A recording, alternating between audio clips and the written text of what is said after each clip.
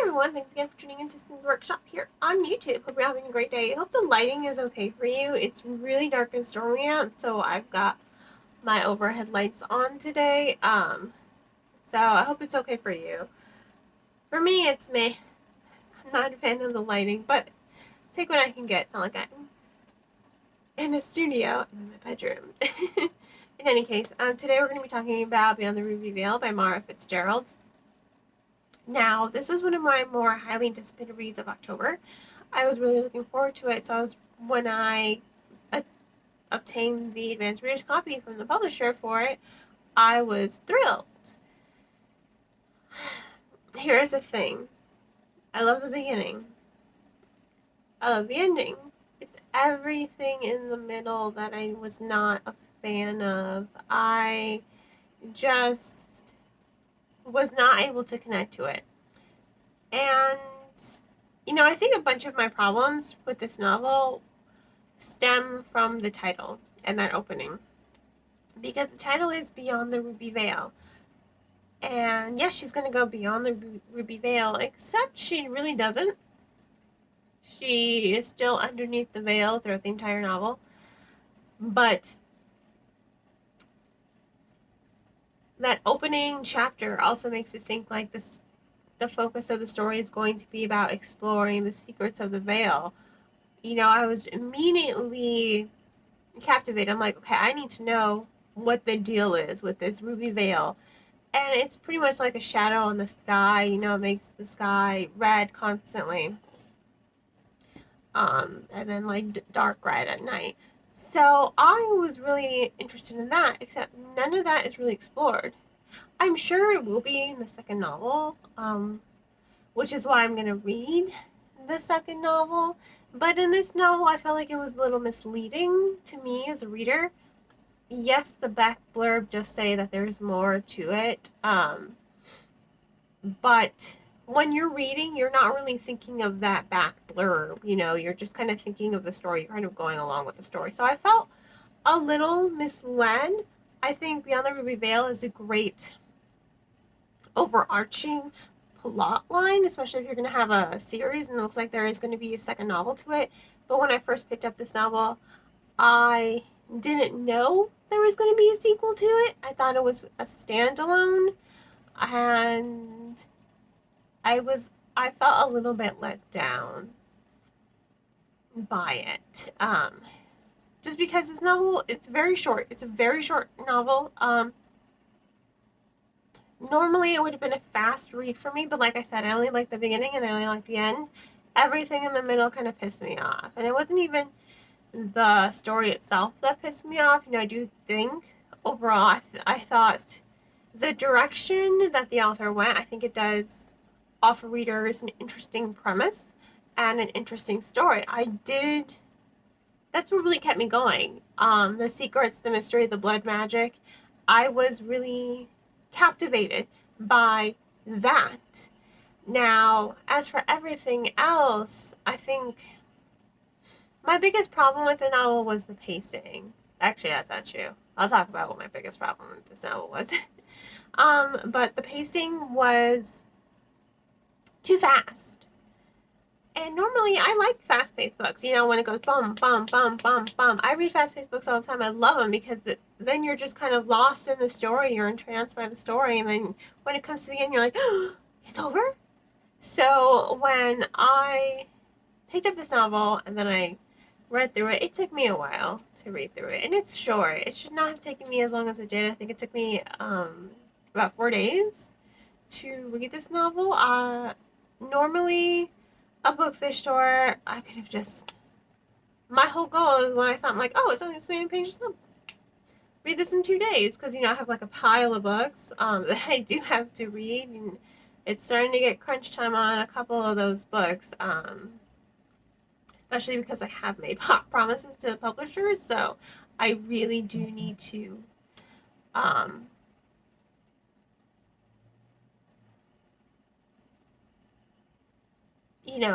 pick up books and read them quite speedily right now. And that's normally not a problem for me. I read pretty fast. My mom says books are wasted on me. my husband doesn't understand how I retain the content, but I made him test me. I made him look at any point at any book, and I told him the plot from beginning to end. Surprisingly, I have a very good memory when it comes to books. But that's my point, this book should not have taken me as long as it did to read. And for a fast-paced book, it definitely shouldn't have. And I think it's because it does deal with some good issues. It does deal with sexism. It does deal with power, self-harm. It does deal with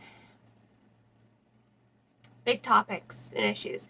It just lacks the depth and exploration to really captivate. Again, it's a really short novel. I think this novel would have benefited by being a little bit longer so that the author could have gone more in depth with some of these things that she's talking about, because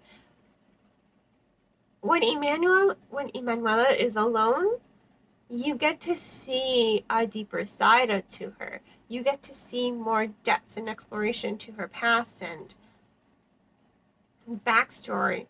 And I really do think the story would have benefited if the author had taken those scenes and just delved into them just a little bit deeper, because they did feel a little bit superficial at times, unfortunately, just because they're cut short so quickly. You're just like, wait a second, there has to be more to it than just that. And I think the pacing is probably the issue, because it's just going so fast. I feel like the story just kind of ran away from Fitzgerald. She was writing and she just had to write it and get it all out on paper. And while I can understand that as a fellow writer, I can definitely understand the story running away from you. I think a second read through, maybe, I don't know, maybe even a fourth or fifth read through, depending on how she worked with her editors, I think that would have benefited the story just a little bit more, just to make it a little bit longer, just a tad longer. I'm not saying it had to be like 400 pages. God, no. Just a little bit longer than what it was, because it was only 288 pages. I know, to some of you that may seem like a lot, but it's not really anything. Like 288, nothing. So I just think it moved too fast to really focus on these scenes that required the depth to make an emotional impact with the reader. Because to me, I wasn't really able to connect to the plot or the characters. And that's my biggest issue, the characters. Okay, Emanuela, I love her when she's alone. But when she's in a scene with any other person, I hate her. I want to smack her. I kind of want her to be left for dead. When you feel a sneeze coming along? I feel a sneeze coming along. My allergies. Ooh. Anyway. That was my biggest issue. Emanuela was my biggest issue. But not just her, Alessandro too. Oh, I couldn't. Okay. I commend the author for bringing in LGBTQ community characters. They are the main characters. You can definitely tell that Emanuela is not straight. What she is exactly, is she pan, is she bi, is she lesbian? We're not entirely sure. I think it's left up to the interpretation.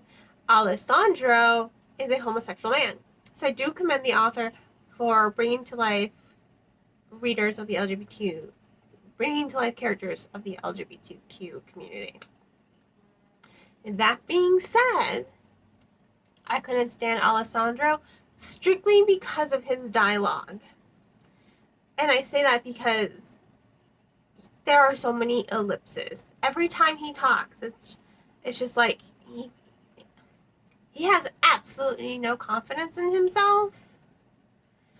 And he doesn't get a full sentence out without ellipses. And I'm not just saying one ellipse in a sentence. There are up to 5 ellipses in one sentence. 5. I guess that's just a pet peeve of mine. but you don't need that many ellipses. You really don't. I think I understand the author's intent, okay? Because his one full sentence near the end, and this is why I like the ending, he stands up to Emanuela, and he really puts her in her place at the end. And that's a full sentence. And every time throughout the story, he is very discouraged. He doesn't really believe himself. So I think I understand the author's intent. You know, she is showcasing with his dialogue how he doesn't believe in himself and how unsure he is of himself, to the end where you really do get to see him be sure of himself, make decisive decisions, be strong, and put Emanuela in her place. Because these two are supposed to be best friends, but when you're reading it, you don't really see that, because Emanuela treats him like shit. She treats him like a punching bag. She disregards everything that he says and his feelings. She is the most selfish, self-centered person when she is in scenes with other people. She doesn't care about the ramifications of the things that she does. And I hate that about her. I hate that because she was raised all her life, you know, women in her community are secondary to men. But she was raised all her life to be something more, and she wants to be something more. I respect her tenacity. I respect her ferocity and resilience to remain strong despite everything that's happening around her and to her, because they kind of do put her through the ringer in this novel. They really do. So I understand where she's coming from. However, she doesn't think things through. She really doesn't. And that's what really bugs me about her, because she's just like, oh, they're bad. You know, I'm just going to do whatever the hell I want and damn everyone else. It's just like, you can't do that. There are consequences. There are consequences. And she's just immediately on the aggressive. On the aggressive. On the aggressive. And it's so terrible. Terrible that she's just immediately on the aggressive, and I just couldn't stand her. She just doesn't think. She doesn't really think of the consequences, and that really bugged me about her. And I really hated how she treated Alessandro. I really did. They're supposed to be best friends, and she just treats him like crap. Like, what? I will say this: there is very good character development. Like I said, I like the beginning and I like the end. Why do I like the ending? Because you really do get to see the character development. You really do get to see that there's this scene where it finally clicks for Emanuela that there are consequences for her actions. That, yeah, she may know best, but the way she went about it was the wrong way. And then the same can be said for Alessandro. He doesn't have to be anyone's punching bag, and he realizes that, and I really like that. It's an empowering moment for him. That's why I like the ending. Because there's character development. Because there's intrigue into them. Because it really does set up the next novel, which I'm hoping will explore this Ruby Veil. But, I mean, it has a good beginning and it has a good ending. It's just everything in the middle that I had an issue with. And it really just stems from the characterization, because I really do think the story is a solid story. I do think the story is interesting. You know, this concept of blood magic and water, sacrifice. I do think it's an interesting premise. So, there we go. This was Beyond the Ruby Veil by Mara Fitzgerald, and go ahead and give it 3 stars. 3. Yeah, go ahead and give it 3 stars. If you want to go ahead and purchase the book, I will include a link in the description below to purchase it on bookshop.org. And if you're a little unsure, I definitely do recommend checking it out from your local library. It's worth the read, just because the story is interesting. On that note, I hope you will continue to support me by liking this video and subscribing to this channel. Happy reading, everyone.